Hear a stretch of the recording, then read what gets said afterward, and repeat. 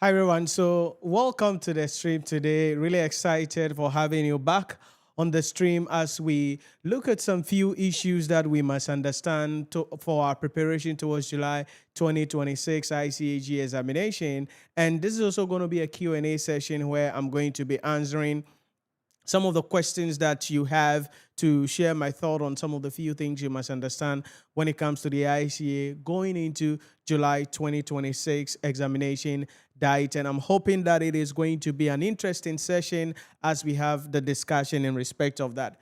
Now, for those of you who sat for the March 2026 examination, results should be out around 27th of this month. All right. So about next week ish in respect of that, we are going to be having the results coming in about around 27th of this month. 27th. That is let's go. Let's see. Yeah, next week Friday. So hopefully next week Friday or by next week Friday, boom, the results are going to be released and you're going to be seeing where you stand generally at the end of the day for the March 2026 examination. But as you prepare for July 2026, there are a few things that you must understand when it comes to dealing with the ICAG subject combination and various other issues that you must understand generally in respect of the examination. And that is what we want to share our thoughts on the stream today. So let me hear from you any questions you have for me, something you want me to share my thought on. Put it in the comment section or the chat for me. Also, remember to share the stream with others so that we can get a lot of people joining the stream and we can help many people to prepare well for the examination and most importantly be in the position to pass the exam at the end of the day for the July 2026 examination. Now, the first thing I want to quickly share my thought on relates to the issue about subject combination because many a times people have challenge with the subject combination. Hey, Nhyira, which subject do you write with the other in order to optimize your position to pass the examination at the end of the day? And so the first thing we want to share our thoughts on will be subject combination. Let me bring up my screen quickly and then let's see if I can show you this here in respect of that. Okay, so my screen should be up.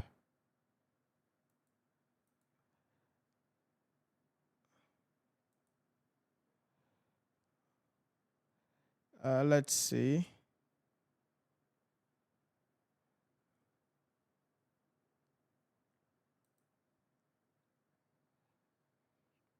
Okay, so my screen is up.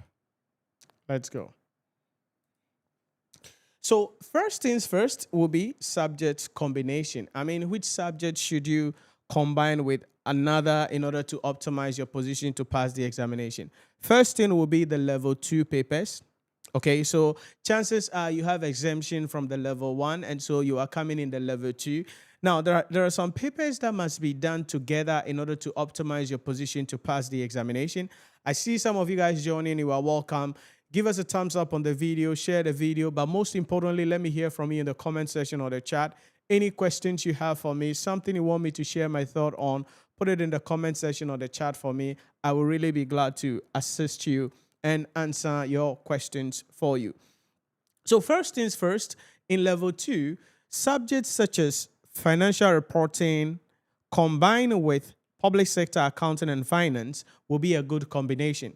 So financial reporting, public sector accounting, and finance will be a good combination. Now, the question we need to ask ourselves will be why? Why should you do these two papers together? A number of reasons why. The first one relates to the accounting standards. Okay, the accounting standards. And so when it comes to the accounting standards, in the public sector, you're going to be dealing with the IPSAS. But then in the financial reporting, you're going to be dealing with the IFRSs or if you want the IASs in respect of that. But the thing about the accounting standards is that there are relationships between the standards and so it makes it to be easier at the end of the day. So for instance, you can look at something like IPSAS 17, property, plant and equipment in the public sector, and that is similar to IAS 16, property, plant and equipment. You can look at IPSAS 12. inventories, and that is equivalent to IAS 2 inventories. You can look at IPSAS 16. That is investment property. That is equivalent to IAS 40 in respect of that. You can look at something like IPSAS 2, right? Cash flow statement, and that is the same as IAS 7 cash flow statement. You can look at something like IPSAS, is it 4? Events after the reporting period is the same as IAS 10. And so what happens here is that a lot of the accounting standards are going to be almost the same thing. Yes, although you are in the public sector, it's going to have the same principle, just a little crystallized at the end of the day to ensure that you understand what is going on for the most part when it comes to the examination. So that is the first key thing you must understand when it comes to the relationship between financial reporting and corporate reporting, and that is the accounting standards. And so that is why doing these two papers together helps you a lot, or doing one after the other helps you a lot, because a lot of the accounting standards are going to be similar. The second reason why this is also important for you to do it together is likely because of the examination structure. So let me explain what I mean by the exam structure. So for instance, you are going to be having a dedicated accounting standard question in each of the papers. So in public sector, question 2, 20 marks will be on the IPSAS, the International Public Sector Accounting Standards.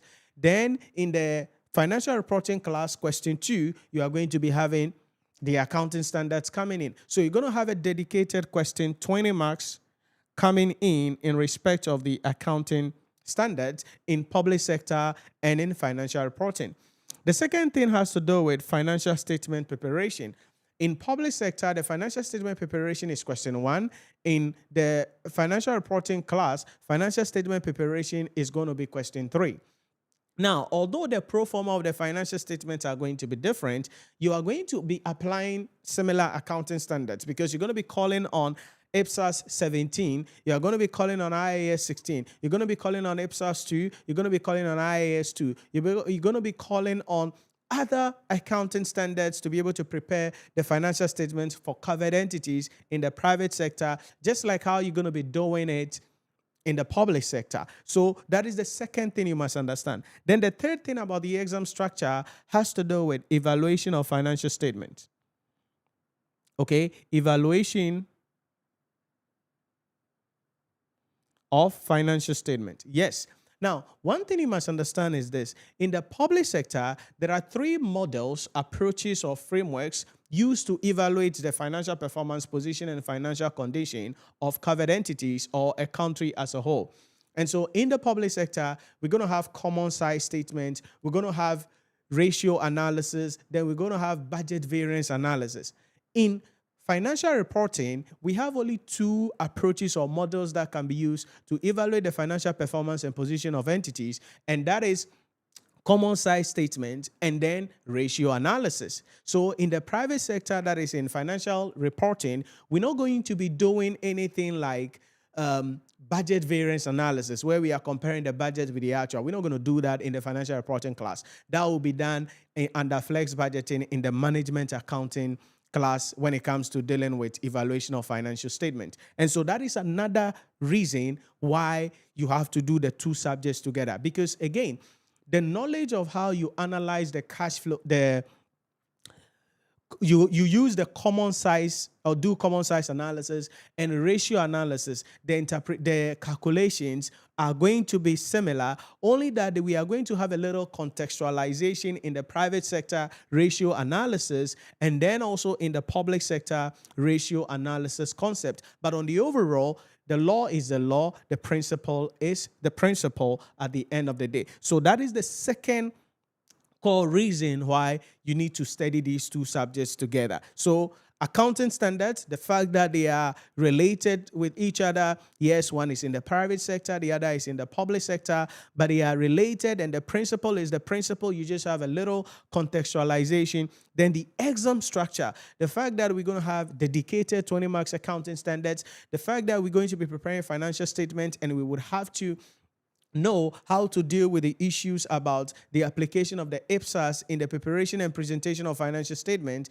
and most importantly, evaluation of financial statement. And so that is the second reason why doing these two papers together really optimize your position to ultimately pass the examination. And so if you're in the level 2 and you are now starting out from level 2, first combination will be financial reporting and public sector accounting and finance.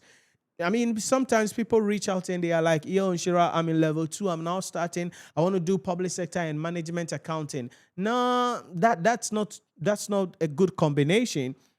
Financial reporting, public sector accounting and finance, that is a better combination for you to deal with at the end of the day in respect of that.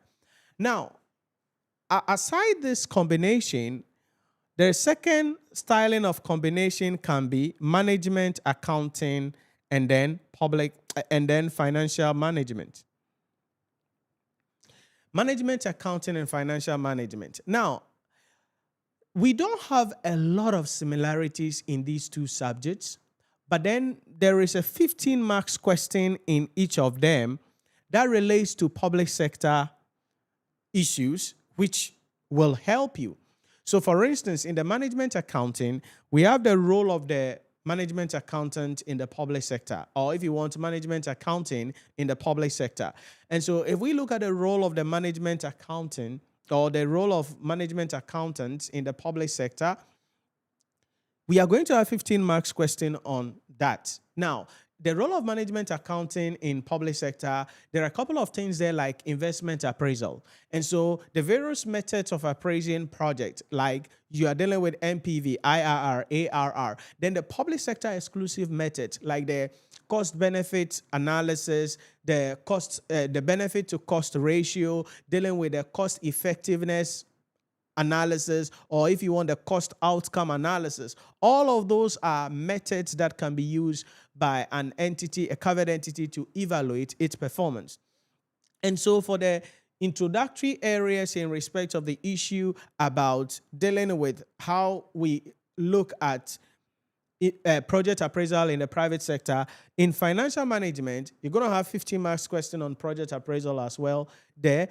Investment appraisal. And so the IRR, ARR, and all of those methods, NPV, all of those methods, payback period, you see that the knowledge will be cutting across in respect of that. So that is an alternative combination. Now, before you do any of these papers, that is management, accounting, and financial management, you should have done public sector accounting, especially to make it easier for you in that 15 marks public sector area, because you can easily cruise through it because you have a deeper understanding of how public sector accounting works from the public sector class. So then it will now make your management accounting or financial management studies a little bit easier when it comes to the public sector aspect in these subjects. So that is also another combination that we can do in the level 2 when it comes to the subject combination. So management accounting, public sector accounting and finance, public sector accounting and finance and financial reporting, management accounting, and then FM. Now, then we come to the level 3. In the level 3, 4 papers are available there, right? So 4 subjects, as you know already. As I tell my students always, it is important you understand what is going on generally at the end of the day and look at the combination well. And so the best practice is to maybe take them in 2s. Now, I'm going to come back to that in a moment, but then you're going to take them in 2. So option 1 will be for you to go for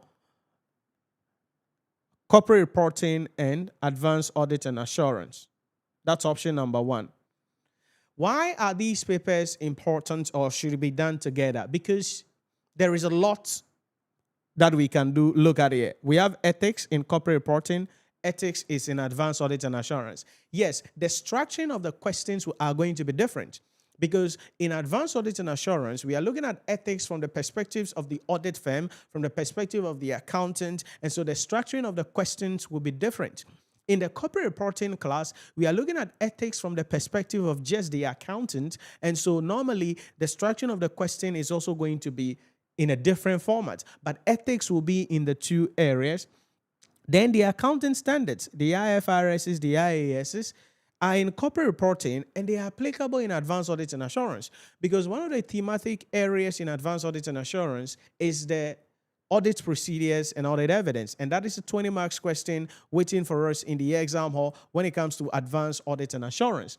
And so what happens there is that the examiner is going to be presenting you a question on audit procedures. Now, normally, the subject matter issues that the examiner will present you with when it comes to audit procedures will be in respect of application of some accounting standards. And so your knowledge in the accounting standards will be helping you well to excel in the advanced audit and assurance in respect of that. And so that is what you must understand, because the corporate reporting tells you about the financial statement and the various things there. Then the advanced audit and assurance helps you to walk through the journey in respect of how those financial statements can be examined or can be audited by an entity. So that is what you must understand. That's the first combination. But this is another thing you must understand. Sometimes people are not exempted from principles of taxation. So if it happens that you wrote principles of taxation, stay with me carefully. So if it happens that you wrote principles of taxation in the level 2, right? So it's fresh. So maybe this semester you wrote principles of taxation as your final paper, then it will be prudent for you to go with option 2, and that is to do taxation and case study. Tax and strategic case study. Why? Because you want the knowledge to continue. You get the idea? So option 2 is to do advanced taxation, AT, and then strategic case study. And the reason for this option is because you have done principles of taxation in the previous diet, right? So it's fresh. Now, the difference between principles of taxation and advanced taxation is just a thin line. There is nothing big like that there. Just a thin line. It's not that much, because everything in principles of taxation is an advanced taxation plus a little more.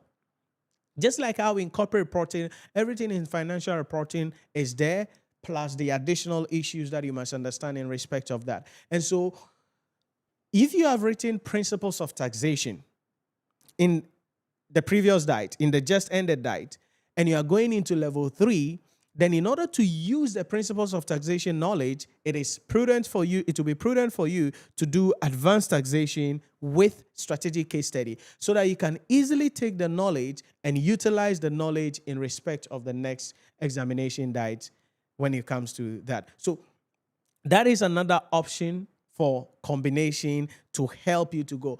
But as I said, if you are coming in and your final paper in level 2 was, say, financial reporting and corporate public sector, or management accounting and financial management, and you're coming fresh into level 3, then you have to take the corporate reporting and advanced audit and assurance. But if you're coming in with some knowledge in principles of taxation, boom, you have to take the advanced taxation and strategic case study, so that you can easily implement or apply the knowledge that you have acquired in the previous examination diet in the advanced taxation, and then take your life to the next level at the end of the day. So that is what you must understand here when we talk about the subject combination and the relationship between the subjects.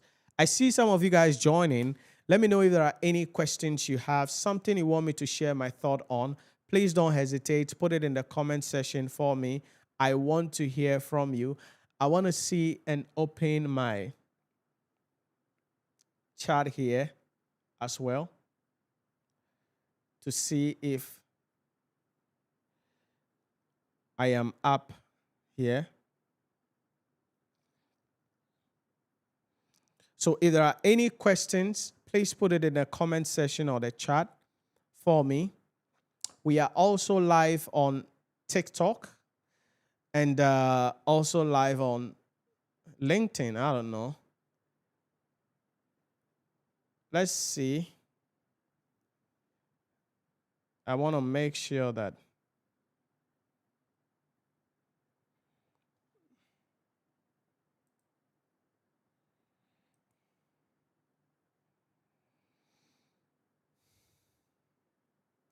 for some reason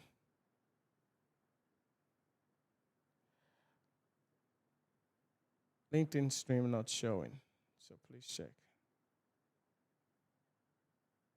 Yeah, check. So I'm seeing some questions coming up. Let's see if I can take them quickly, then we can continue with the discussion. Please note that it's a live Q&A session, so if there are any questions you have, please don't hesitate to bring them up because I want to quickly help you. Marcos Carlos said, I'm from Angola. All right, Marcos, thank you for joining us from Facebook. Then the next one said, Victor Droko. Sorry if I don't mention your name right. Okay, Victor. What do we have here? I wrote AAA and CR. The results are not out. Can I write advanced taxation? Yeah, the results will be out hopefully next week by 17th, right? So sorry, by 27th.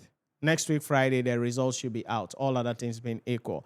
So when the results come, you will know your position. But then the next subject that you can start studying, I don't know, do you have only advanced taxation remaining? Because if you start for the advanced audit and corporate reporting in level 3, it means that you are still left with case study and advanced taxation. So I don't know, Victor, give me some context here. Do you have only advanced taxation left in level 2? Give me some context here so that I can understand what is going on. But definitely you can go for the advanced taxation as your next paper in the level 3 if you are able to pass all of the other 2 papers that you already sat for. Any other questions for me? Put it in the comment section or the chat. I'm trying to see if I can pull up other platforms' comments here. So Victor, give me some context and then let me see.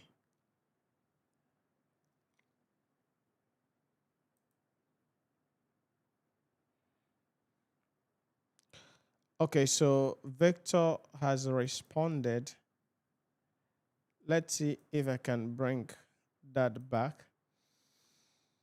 Left with case study and advanced taxation. Okay, yeah. So, and do you want to take the advanced taxation and case study one after the other? That's why you want to write advanced taxation only in respect of that. So yes, you can write advanced taxation as your next paper. All right. You can write advanced taxation as your next paper. That is not a big deal there because in the advanced taxation, there is ethics there in advanced taxation. So you wouldn't have a problem in respect of the application.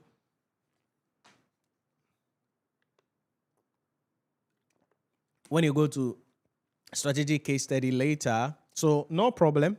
You can do the advanced taxation, Victor, if that is your next line of action in respect of that. And then let me also throw this out quickly. Our registration is currently ongoing for the July 2026 in the examination. So 2026 examination. So if you want to register, get access to our premium content, join our community, study under my mentorship, and then get access to our examination analysis document and be assisted for the examination, then you have to reach out, call us 05011492996. You're going to be seeing the number and you will be assisted in respect of that. Kapa Andrew Abraham, forgive me if I don't mention your name right, okay? Just forgive me if I don't mention your name right. Good afternoon, sir. I want to start my ACCA journey. Next, which papers you were advised to start with? If you say you're starting your ACCA journey, what's your qualification? Are you coming in with a first degree? Are you coming in with another qualification? Or you're going to be starting raw from level 1? So Andrew Abraham, please give me some context. Then I can advise you on the papers that you need to take. Okay? Which level are you starting with, Andrew? Which level? Are you coming in from the at the knowledge level, skill level, or professional level? Let me know so that I can give you the subject combination. Because if you are coming in level 2, right, skill level, then you are going to be dealing with maybe doing financial reporting and doing some other subjects there. So please give me some context and let me help you there. Okay, so Victor is coming in as well. Let's see. My strategy was to write advanced taxation in July and write case study in November. Yeah, that's okay. That's okay, Andrew. Sorry, Victor. That's okay. Okay, because you don't want to overburden yourself. And so if you are going to be realistic and take them like that, that's good. So it's a good strategy, Victor. I have to say, you can use that strategy and you should be able to be successful. So if you take the advanced taxation in July, boom, and you pass it, then in November you can focus on strategic case study as uh, the only paper, and boom, you should be able to finish this by December, right? So that as you are celebrating the holidays, the Christmas and all those things, you are celebrating to become a chartered accountant generally. So it's a good strategy, Victor. I would say you stick to that strategy and work hard, and you should be able to be done by the end of this year with your qualification. Okay? So that's an acceptable strategy there.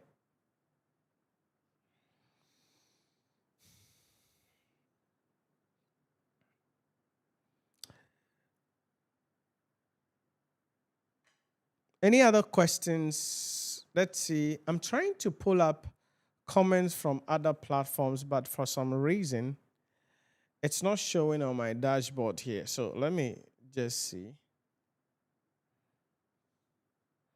Okay, so Andrew Abraham said, I have first degree in applied accounting. Okay. Okay. So it means that you are going to be getting exemption from the knowledge level, possibly. And have you applied? So you have to register with the ACCA. And let's talk about this quickly. Why do you want to do ACCA? Okay, because there are two things, right? And we looked at the video, we discussed this in the previous or in another episode that has been posted on our socials. The difference between ACCA and CA, right? Which one should you go for and why? So, Andrew, why are you choosing ACCA over the CA? Why? What's the goal? What's the objective? Okay, we have to look at that. But let me answer your question, then I'll come back to that. So, you are likely to have an exemption in the level 1, which is the knowledge level. And so for subject combination wise, I don't know how many subjects you can handle, okay? Because you can write a paper or you can write 2 papers or something like that. But then just like how we discussed here, you can do financial reporting with audit and assurance, okay? It's a good combination, financial reporting, audit, and assurance. Then you can do performance management and then financial management together.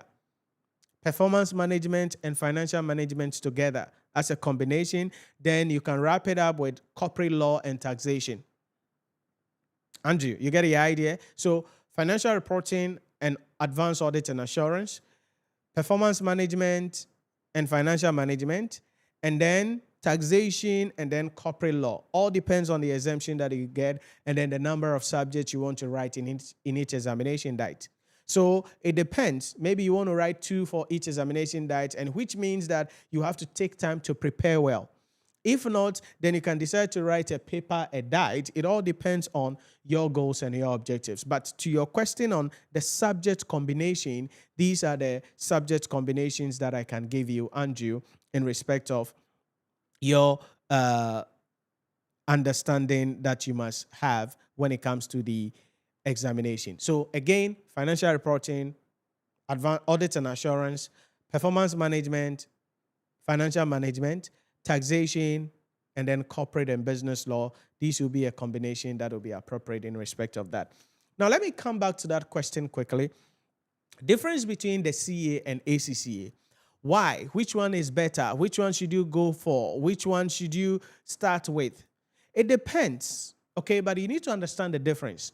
ACCA is a global certification. What does that mean? It means that when you do ACCA UK, it is recognized in a lot of countries. And so if you go to any country at all and you want to work anywhere, chartered accountant, ACCA, a member of ACCA, yeah, you can get the job easily. You can get opportunities easily. But this is what you must understand.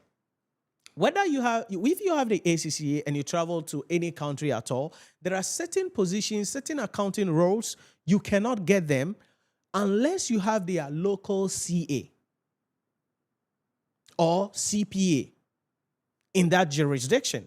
So yes, the ACCA is a global certification, gives you that position, but it gives you that recognition or that branding. However, there are certain positions you can have, just like here in Ghana.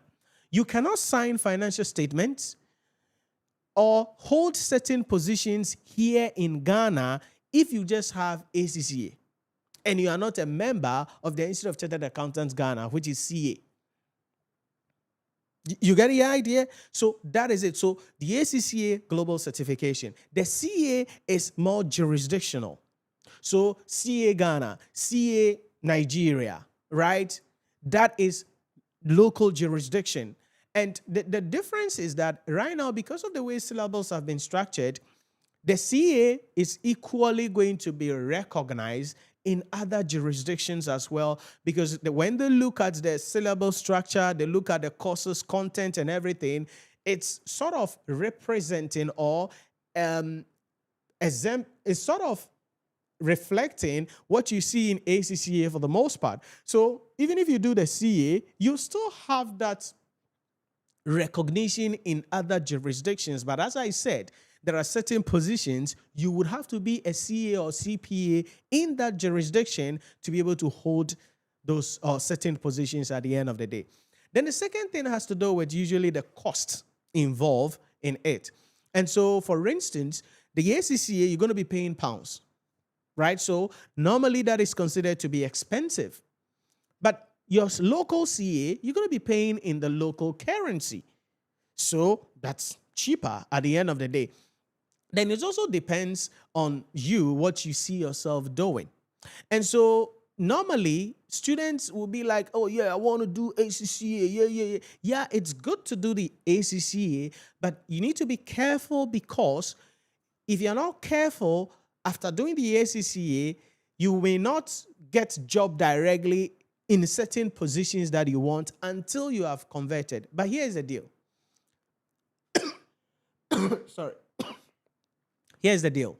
Whether you do ACCA first or the CA first, at the end of the day, you can convert to the other. But here's the strategy for about 90% of you. For about 90% of you, you are better off doing the CA first. Okay? Why? Because that's local currency, that is cheaper. It equally gives you that opportunity, that international leverage in respect of this day and age and the syllable structure in many jurisdictions, especially if you're in Ghana or you're in Nigeria, the syllable structure and the coverage. And so you are better off first doing the CA locally. Okay, your local CA. It's in Ghana's, it's in your local currency. That will be less expensive. Now, examinations are written here in Ghana, for instance, 3 times in a year. So you have March, that was just written this month. We have July coming up. Then we have November coming up. So exams are written 3 times in a year. So you can become a chartered accountant in the shortest possible time. And then when you are done, you could get a job and get some money and pay for the exemptions for the ACCA. And then any other subject that you're supposed to write, you write them. And then you add the ACCA to your qualification if you so wish. Same thing happens. If you do the ACCA and you want to hold certain positions here in Ghana or in your country, then you can easily convert your ACCA to the local CPA or the qualification that you are doing there. You pay for the exemptions. There are certain subjects you are going to be writing. Then you write those subjects, and then you can have the 2 as well. So that is the relationship, differences, similarities between ACCA and then the CA. So the decision is yours on how you go ahead, because the reason I covered that quickly is because sometimes people are contemplating, oh, Charlie, ACCA is better than ICA or CA. ACCA is better than my local CPA. No. It's about your goals. It's about your objectives. And as I said, 9 out of 10, you are better off doing your local CA because it is cheaper. You can finish it in a record time. Then after that, you get a job, then you can pay for the exemptions to add the ACCA to it if you so wish. So that is just something I want to draw your attention on the differences between the ACCA and then the CA in respect of that. So that's it. Any other questions for me? I see some of you guys joining. You are welcome. It's a live Q&A session providing you with some strategies on subject combination, advice, and recommendations. So if there are any questions you have, something you want me to share my thought on, please put it in the comment section or the chat for me, and I'll be excited to answer your question. So Victor said, thank you. All right. It's a pleasure, Victor. Any other questions for me, please put it in the comments or the chat for me. Want to hear from you. If there are any other questions. Okay, so I'm seeing a chat coming up. Let's see if we can bring it up here. Richard, I can't pronounce your last name. Richard Chingwe. Sorry if I don't pronounce your name right, okay? Let me just stay with the first name, Richard, okay? Or Richard. Richard. All right, Richard. I am doing CA Zimbabwe. Can I prepare adequately for AAA in June? That's Advanced Audit and Assurance in June. Yeah, you can. With the right guideline and mentorship, you should be able to. Because AAA, June, right? So you have April and May. Then June. So you have 2 months to go. Yeah, you can do a lot. If you have the right mentorship, get access to the right materials, then you should be able to put yourself in the position to pass the examination. So Richard, yes, you can prepare 2 months to go. If you have the right materials, the right guidelines, the right mentorship, you should be ready in 2 months to pass the examination. That is a little over 9 weeks from now, or maybe 10 weeks, right? I think we still have 2 weeks in March. I don't know. Am I lying? Could I be lying? Yeah, we still have like 2 weeks to go in March. Almost, right? Like 2 weeks to go in March. Almost. So you still have like 10 weeks, give and take, to go for June. So yes, you can prepare. You can get access to our content, Richard, on Advanced Audit and Assurance. You get access to our key summary videos on the subject. You get access to our main lecture videos,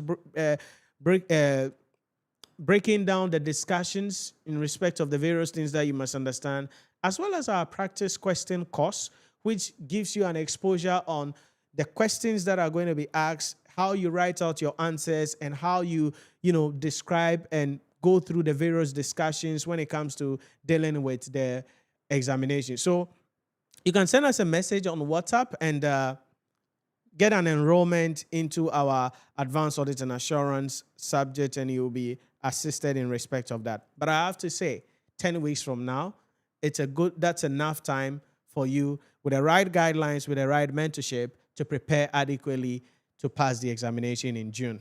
So it's possible, Richard. It's possible. Let's see, what else do I have? Musab Abdallah said, hi, from Saudi Arabia. Okay, Musab Abdallah, thanks for joining us on the stream from Saudi Arabia. I think we have quite a number of countries coming in today on the stream. Thanks for joining us. And if there are any questions, please put it in the comments or the chat for me. Really want to hear from you guys. Andrew said, thank you, sir. It's a pleasure, Andrew. Any other questions for me before I get into my next discussion here?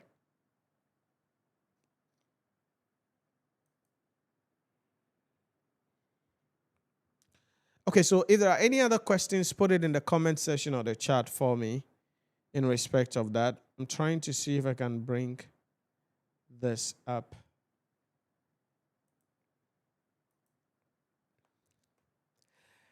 And so we've spoken about the subject combination. The various subject combination that you must understand on the overall. Now, let me provide you with some strategies quickly in respect of what you need to understand.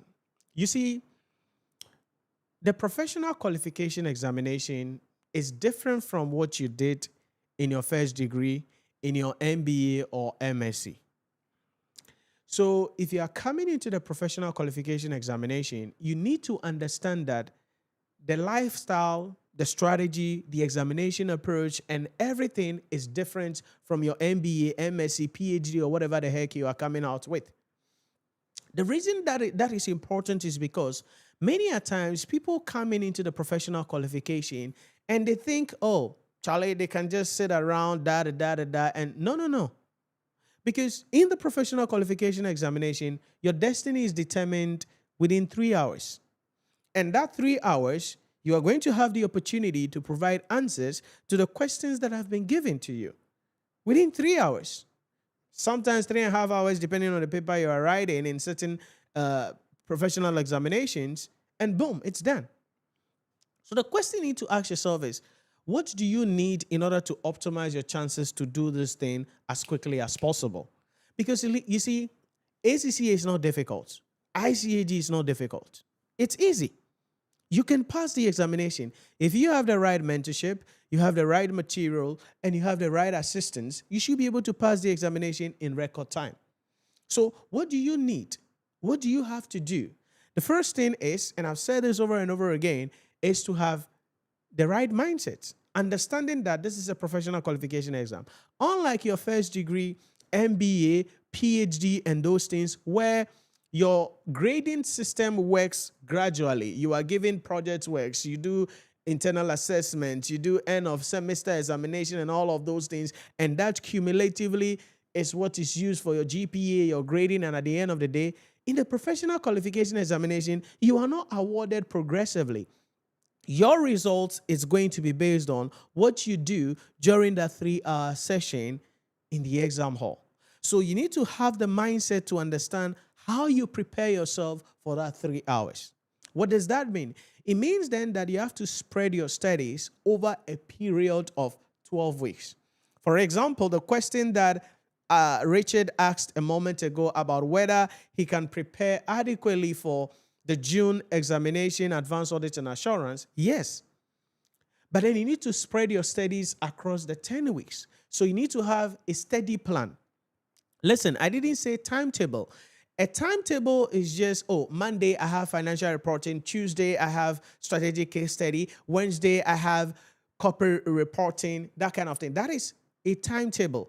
But a steady plan breaks down each subject into the topical areas so that at each session, you know exactly what you are doing under specific topics at the end of the day. So you prepare a steady plan over the 10 weeks period, over the 12 weeks period, so that every week, every day, you must commit. So weekly, you must commit between 12 to 15 hours to personal studying. Because if you sit down, well, one thing we see a lot why the pass rate for the professional qualification examination is always lower is because the average ACCA student or ICA student especially will sit down 3 days to the examination. That's where they start being serious. But you cannot make this journey in record time with that attitude. No.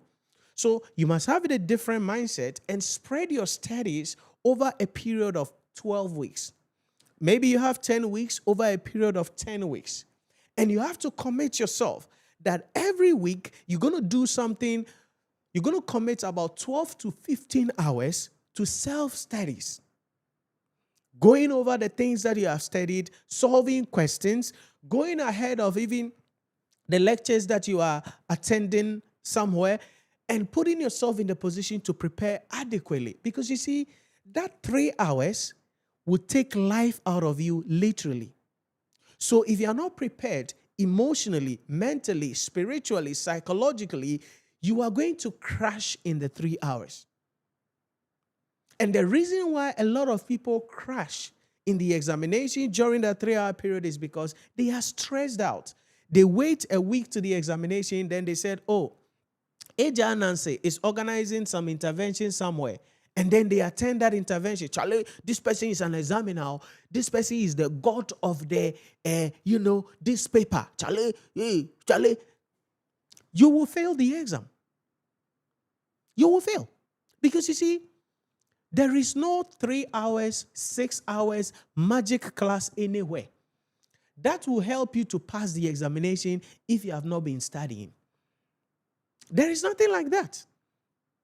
So instead of sitting down, wasting your time, giving yourself excuses so that you can attend a magical intervention class by Eja Nancy or Kwekwa Nancy somewhere, sit down and spread your studies over the 12-week period. And that is what our mentorship program does.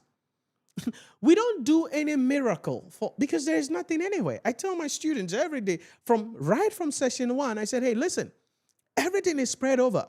During our executive leadership masterclass, we have 2 weeks executive leadership masterclass. All we are doing is giving our student the examination analysis document and then walking them through the various things that they must understand. There is nothing dramatic. There is nothing Bayesian because it's a systematic approach in our mentorship program. So if you want to pass this examination and finish this professional qualification in record time, then you must commit yourself to do something every week. Listen, the way the professional qualification examination is different from your MBA, is different from your MSc, is different from your first degree. And so that is what you must understand. Commit yourself. So maybe you're going to sit for the exam in July. Okay, have you started studying for the exam? No, Nhyira. I'm waiting for the results. Okay, the results are going to be released next week, Friday, all other things being equal, 27th of March, 2026.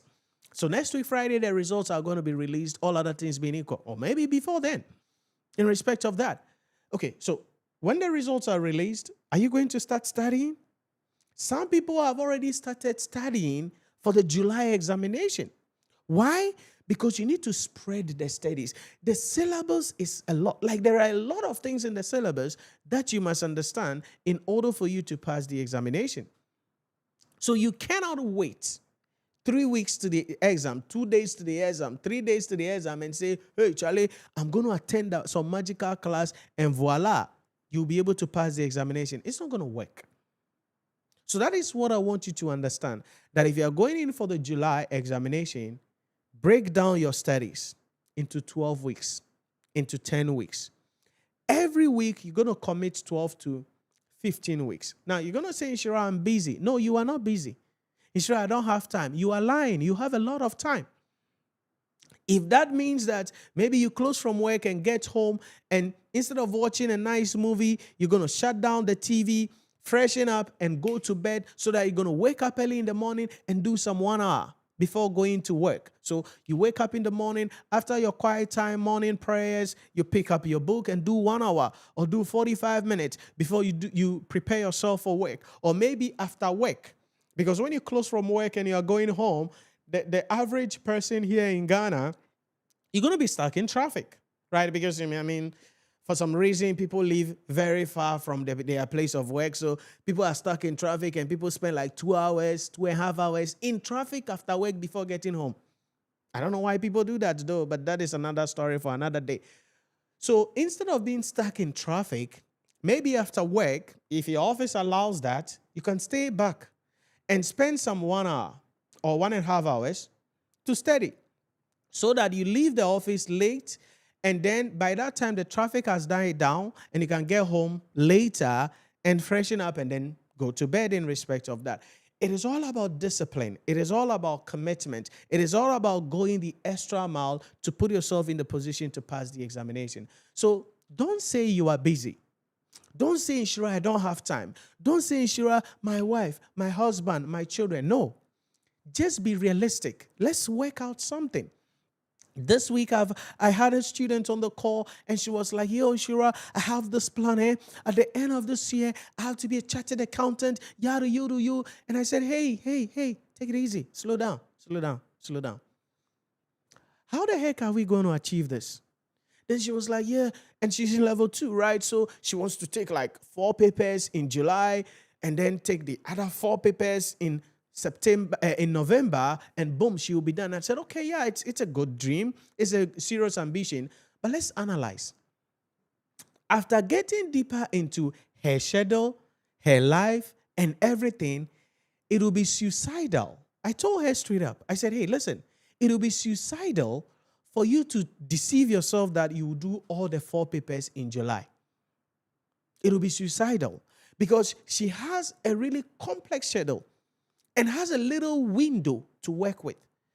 And that is realistically what I tell students. Because yeah, if you're writing more papers, I make more money, right? We make more money if you write more papers.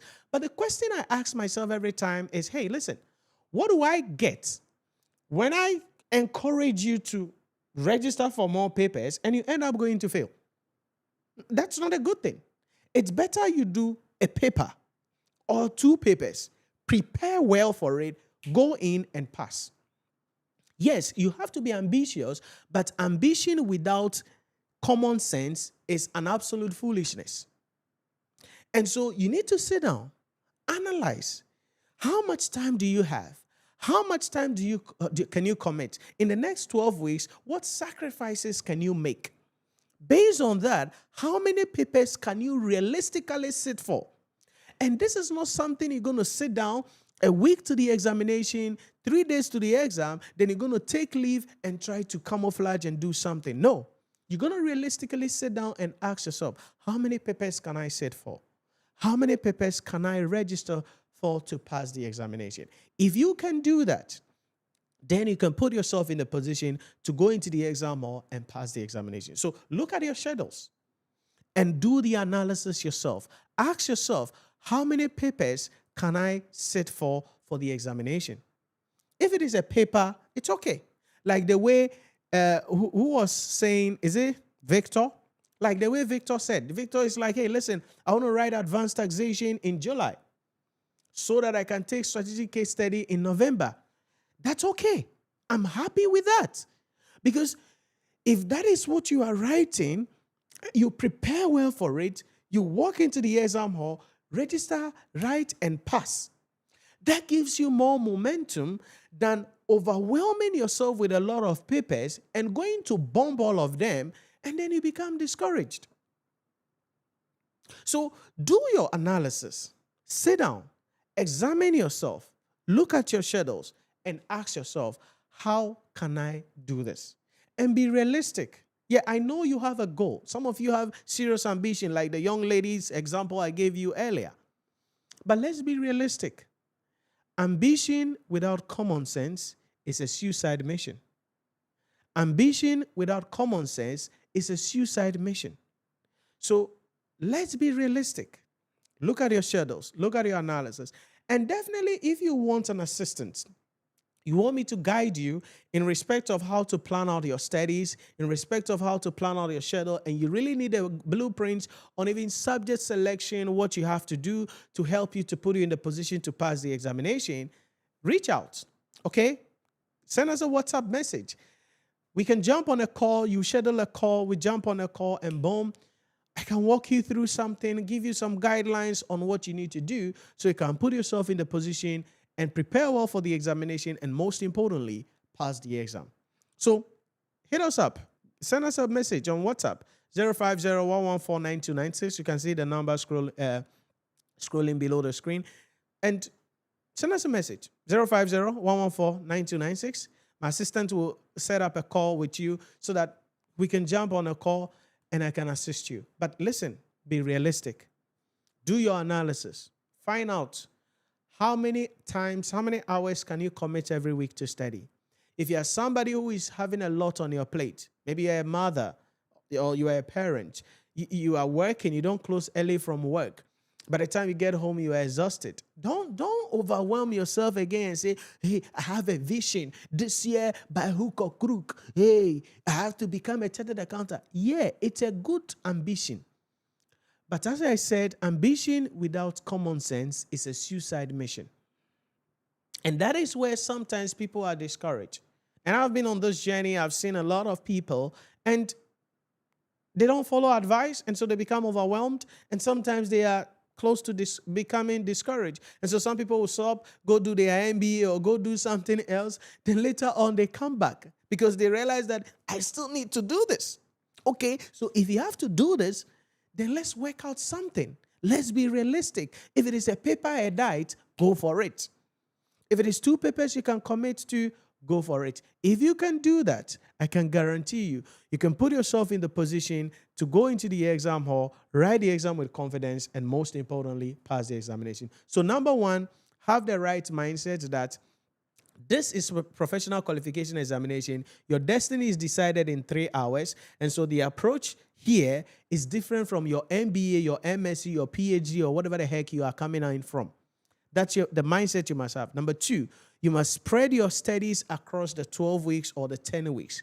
Don't wait a week to the exam, 3 days to the exam, and think you can attend an intervention class anywhere by Eja Nancy or Kukua somewhere, and then voila, everything will come in and you will pass the examination. I can guarantee you, you will fail the exam woefully. So spread your studies across the 12 weeks and dedicate to commit between 12 to 15 weeks, 15 hours every week, 12 to 15 hours every week to study on your own. And that is watching lecture videos, solving questions, attending lectures, and all of those things, 12 hours to 15 hours every week. And how do you achieve that? Maybe sleeping early, waking up in the dawn to do something, or staying late after work to get some 1 hour or 1.5 hours for traffic to be died down before you go home. Because, I mean, why should you be stuck in traffic for 2.5 hours doing nothing, literally? So you are ideal, 2.5 hours in traffic doing nothing. So instead of being stuck in the traffic for 2 hours, how about waiting maybe 1 hour, 1.5 hours at the office to study? By that, the traffic is going to die down a little bit so that you can spend less hours commuting and increase your productivity. That is the strategy you must adopt. All right. And as I said, this is a topic that I have talked on a lot, and I don't want to get into it because, I mean, realistically, you shouldn't spend 2.5 hours in traffic going to work or coming from work. It's a suicide journey.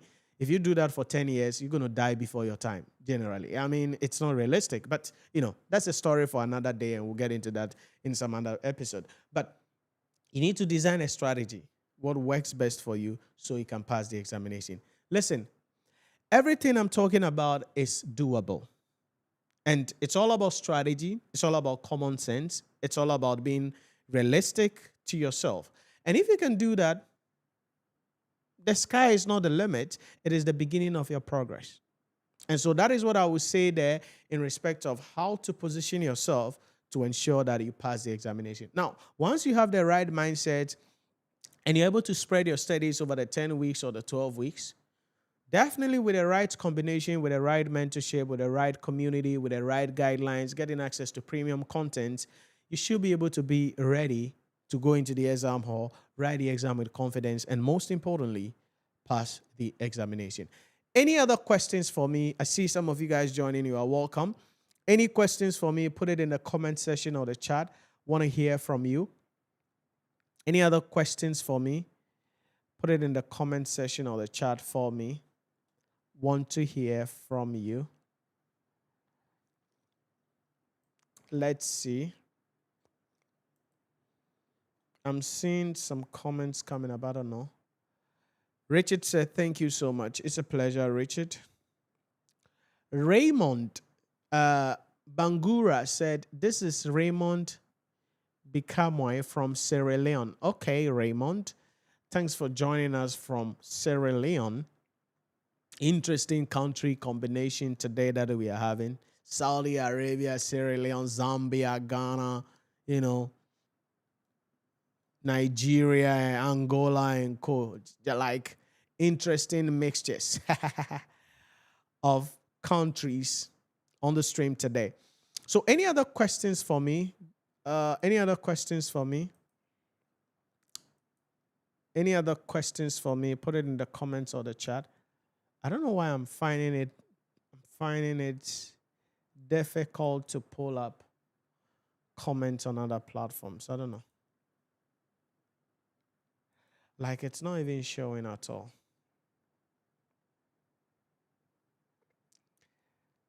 My hallelujah belongs to you.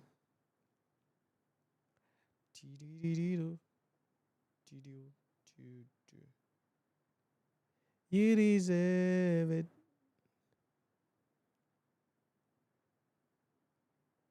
You deserve it.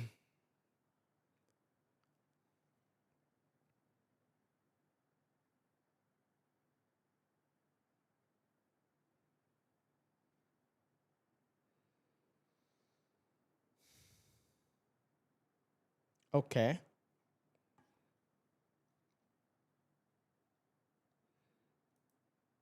Okay. Let's see.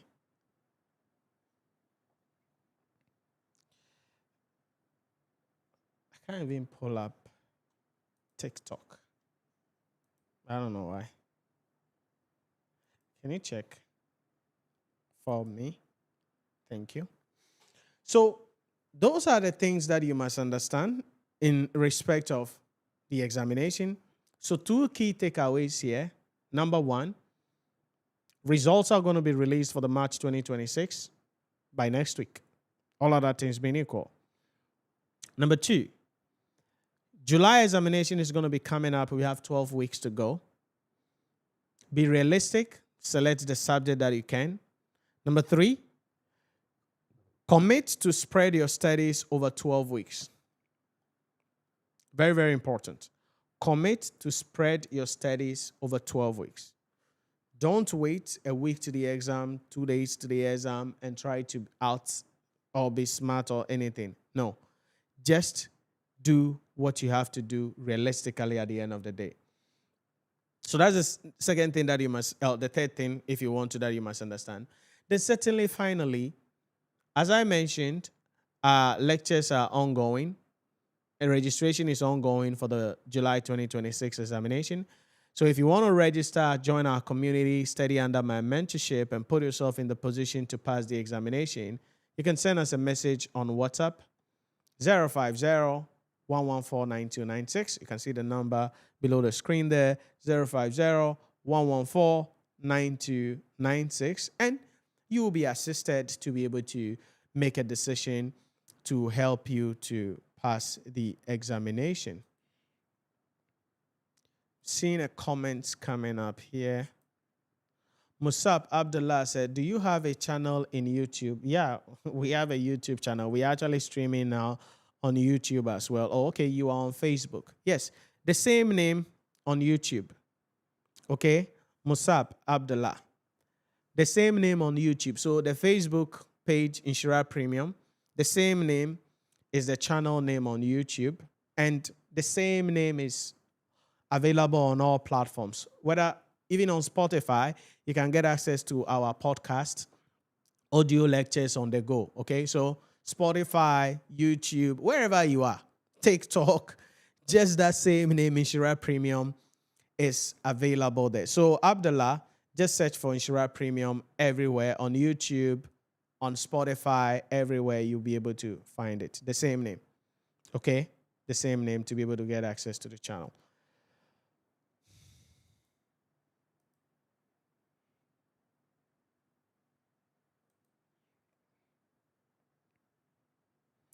Okay, so I'm going to be wrapping up around here today. And for our discussion, I believe that we are preparing ourselves and gearing towards the July 2026 examination. In the next episode, we are going to be looking at a syllabus breakdown of key subjects and, most importantly, how you can guide yourself out on how you prepare a study plan, and also what you must understand generally when it comes to the examination. I'm seeing some comments coming up. Let's see if I can take them before we go. Abdullah said, thank you, it's a pleasure. Another one said, Kumi Richard said, hi, Nhyira, please, is there any advantage of writing PSA and FR before FM and MA?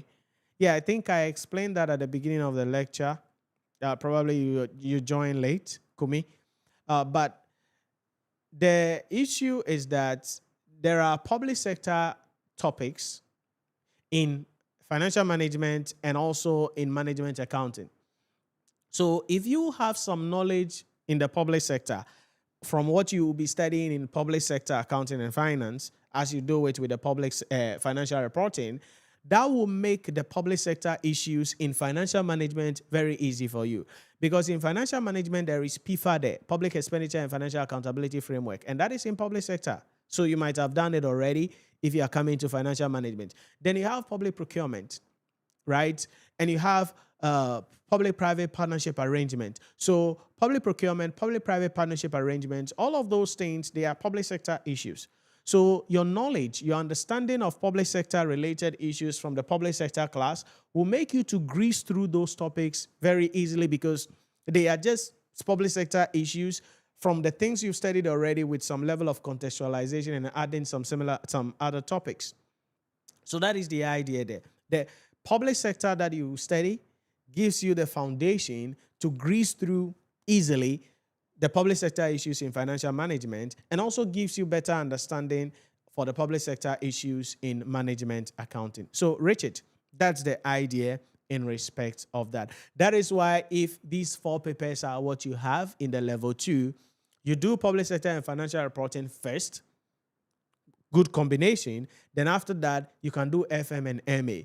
By then, your knowledge of the public sector that you did will be applicable and called on, and the relationship in the public sector issues in FM and MA will become much easier for you at the end of the day. So, Richard, that is what you must understand when we talk about the combination in respect of that. So that's the advantage, if you ask me, that those other topics will become much easier for you and you can understand them easily in respect of that. Kumi, Richard, let me know if that makes sense for you. If there are any other follow-up to that, I can also answer that.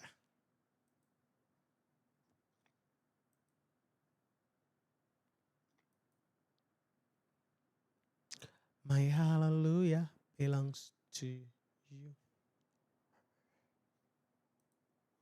Okay, let me see. My hallelujah belongs to you. You deserve it. You deserve it. You deserve. Okay, so Kumi said, very well, thank you. All right, it's a pleasure. Okay.